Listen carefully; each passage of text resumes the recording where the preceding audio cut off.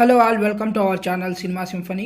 Malayalam star hero Tovino Thomas and Trisha lead రోల్స్లో act చేసిన movie identity. ఈ మూవీ సంక్రాంతికి మలయాళంలో రిలీజ్ అయ్యి 50 crores వరకు కలెక్ట్ చేసి బ్లాక్ బాస్టర్ హిట్ అయింది. ఈ మూవీ లాస్ట్ వీక్ తెలుగులో డబ్ చేసి థియేటర్లో రిలీజ్ చేశారు. ఈ మూవీ మలయాళంలో రిలీజ్ అయినప్పుడు దానికి ఉన్న ఓటీటీ అగ్రిమెంట్ ప్రకారం G5 ఇప్పుడు ఈ మూవీ తెలుగులో రిలీజ్ అయిన 1 వీక్కే ఇప్పుడు ఓటీటీలోకి తీసుకొచ్చేసింది. ఈరోజు ఈ మూవీ ఓటీటీలో స్ట్రీమింగ్ అవుతుంది. సో నాకు ఈ మూవీ చూశాక ఈ మూవీ ఎలా అనిపించింది ఏంటి అనేది ఇప్పుడు మన రివ్యూలో తెలుసుకుందాం. దానికంటే ముందు మీరు కానీ మన ఛానల్లో కొత్తగా విజిట్ చేసినట్లయితే ఛానల్లో ఉన్న కంటెంట్ చూడండి. కంటెంట్ నచ్చితేనే ఛానల్ సబ్స్క్రైబ్ చేసుకోండి. ఈ సినిమా ప్లాట్ లైన్ విషయానికి వస్తే సిటీలో ఒక మర్డర్ జరుగుతుంది. దాన్ని హీరోయిన్ చూస్తుంది. ఆ మర్డర్ కేసుని సాల్వ్ చేయడానికి హీరోయిన్ స్కెచ్ ఆర్టిస్ట్గా రిక్రూట్ చేసుకుంటారు పోలీసులు. ఆ తర్వాత ఏమైంది, ఆ మర్డర్ చేసింది ఎవరు, దాని వెనకున్న రీజన్ ఏంటి అనేది ఈ సినిమా ప్లాట్ లైన్ అనమాట. ఇక coming to points, lead roles performances అనమాట.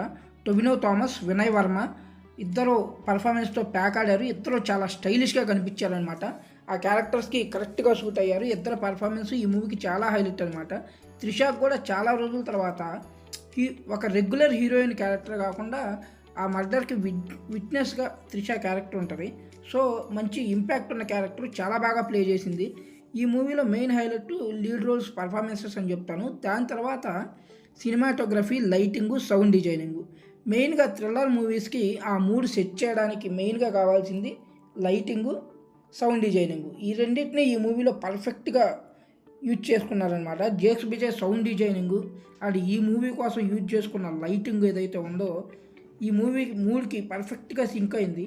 ఓవరాల్గా చెప్పాలంటే టెక్నికల్ డిపార్ట్మెంట్స్ అన్నీ సాలిడ్ వర్క్ డెలివరీ చేశాయన్నమాట ఈ మూవీ కోసం. ఇంటర్వెల్ ఎపిసోడ్, ఆ ఎపిసోడ్ని డిజైన్ చేసిన విధానం, అక్కడ వచ్చిన ట్విస్ట్ కరెక్ట్గా ల్యాండ్ అయింది.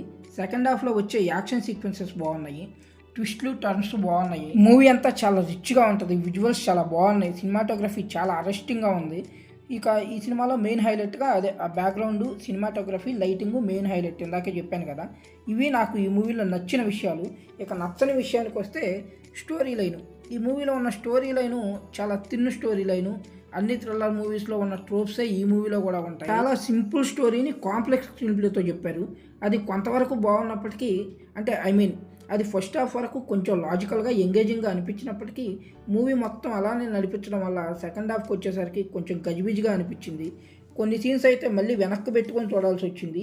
మూవీలో క్యారెక్టర్స్ కూడా చాలా ఎక్కువ ఉండటం వల్ల కన్ఫ్యూజ్ అయిన ఫీలింగ్ అయితే వచ్చింది నాకు. అంటే మూవీ కొంచెం కన్ఫ్యూజింగ్గా అనిపించింది. క్యారెక్టర్స్ అన్నీ ఇంట్రడ్యూస్ అవుతుంటే ఈ క్యారెక్టర్ పేరు వచ్చినప్పుడు ఈ క్యారెక్టర్ ఏంటి ఈ మూవీకి సంబంధం అని చెప్పి మళ్ళీ వెనక్కి పెట్టుకొని చూడాల్సిన పరిస్థితి అయితే వచ్చింది ఈ మూవీలో.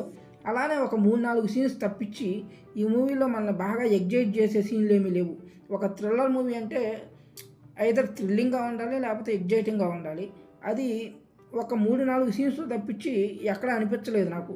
ఇంకా మోస్ట్ ఆఫ్ ది సీన్స్ మనం ఎక్స్పెక్ట్ చేసిందే జరుగుతుంది. అది ఈ మూవీకి చాలా డిసడ్వాంటేజ్ అని చెప్పొచ్చు.